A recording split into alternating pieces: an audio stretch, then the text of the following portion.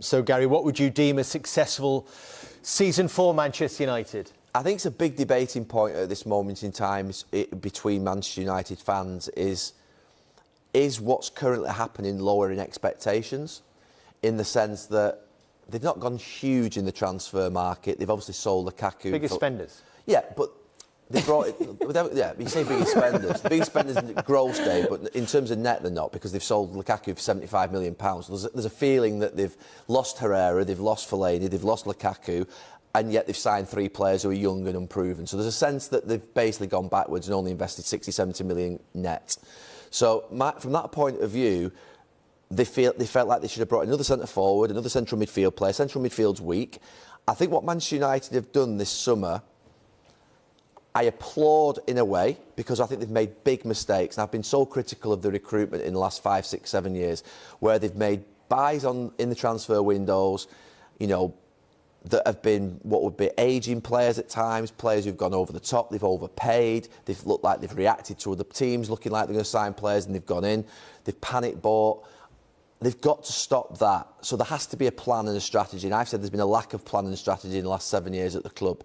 What it looks like now is they've gone back to a strategy, and I've said this for the last 3 months, of signing emerging British players, bringing academy players through and trying to identify top, obviously, international talent as well.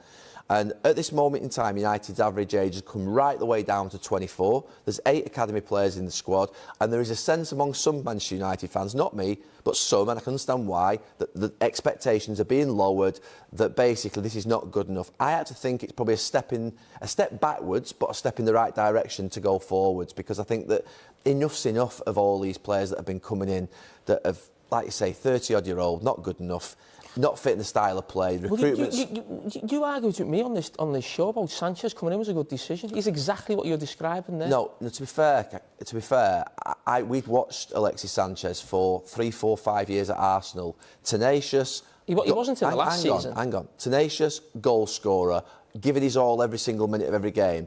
No one could have foreseen the disaster that was about to happen with Alexis Sanchez. I don't know what happened to him.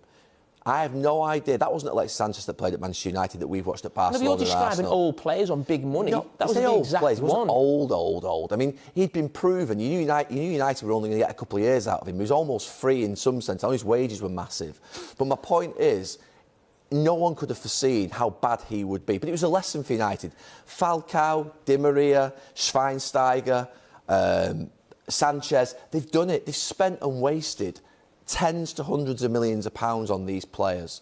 They've got to stop that, because it's not worked for the club. So what I'm saying to you is now, they've changed direction. It's a change of direction. Whether you like it or I like it, it's a change of direction. I'm not interested. No, that's fine. So there's a change of direction. They've gone for what would be James, Maguire, Wan-Bissaka, younger players who've hopefully got a future at Manchester United for the next 10 years. The 3 of them have started well.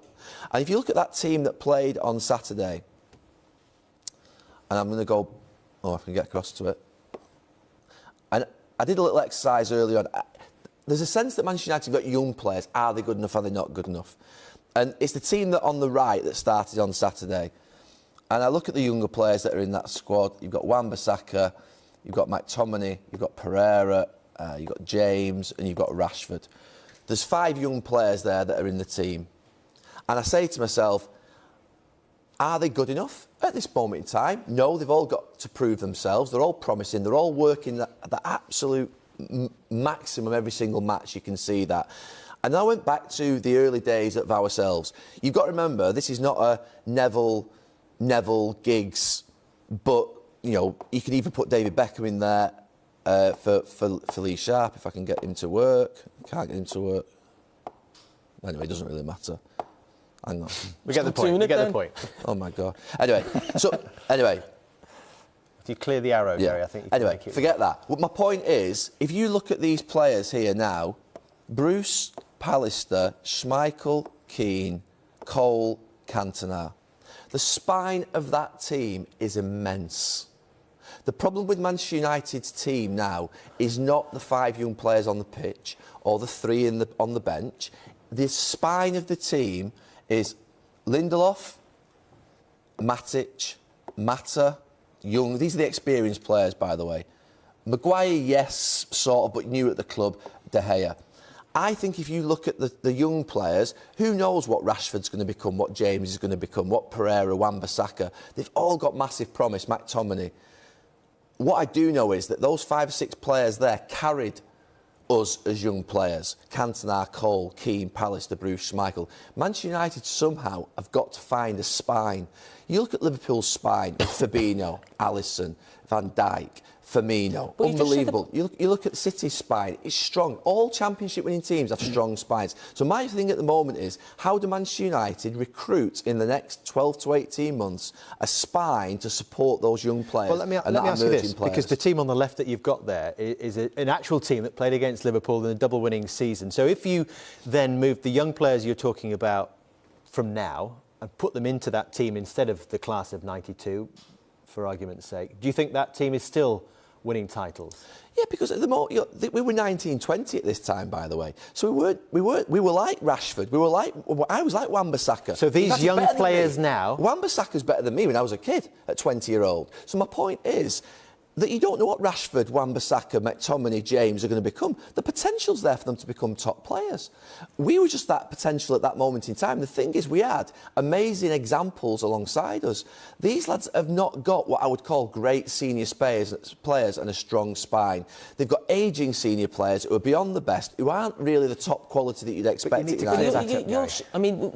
get what you're saying, but you're talking about not buying young players, so...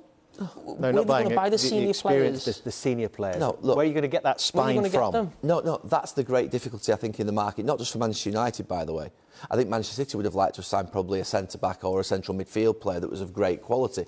It is difficult. So Liverpool's spine has come from Van Dijk at 75 million, which I don't think anybody could have expected what's happened with Van Dijk, but it's a really good signing, amazing signing, by the way. Firmino's 30 million and turned into an amazing centre-forward. Alisson, fantastic goalkeeper. Fabinho probably could have been bought by 3 or 4 clubs, but turned out to be a fantastic midfielder. What I'm saying is, no, the recruitment has got to be good to support these young players, is what I'm saying. No, but... Where's the debate? Where's the debate? We talk about Liverpool's goalkeeper. De Gea's as good as Liverpool's goalkeeper. Maguire's 80 million. Van Dijk was 75 million. You've just been talking about Matic there. I mean, don't get me wrong, I think Matic is now past there. Fabinho, don't get me wrong, has come in. But you're actually looking at someone like Rashford up the top of the pitch. Also, you're talking about these senior players coming in to help them and creating a spine. We could talk about any of the top 6. Take out Liverpool and City, they're the top teams at the moment. But the other top 4, you could easily do it about anyone and say, well, if Chelsea had Drogba, Lampard, Terry, Cech, they'd win the league. No, but the point you're just making there, Liverpool were nowhere near winning the league 2.5 years ago. They signed 3 players. Van Dijk, Alisson and Fabinho. All of a sudden, overnight, they went to be a champion team that haven't won the championship yet, but they're playing title-winning football and have done for 18 months. Manchester United get the right 3 players in amongst that group and they won't be far away. They won't be far away. Liverpool were nowhere near, by the way. They were 20-odd points off Manchester City. All of a sudden, 3 players makes a massitive difference. It can be done. So you think that's all it is? No. If you put Van Dijk, Fabinho and Firmino in that team, it would all of a sudden jump up enormous amounts. It would. It absolutely would. I want to move on to Chelsea in a moment, but could you answer the question? Because we did.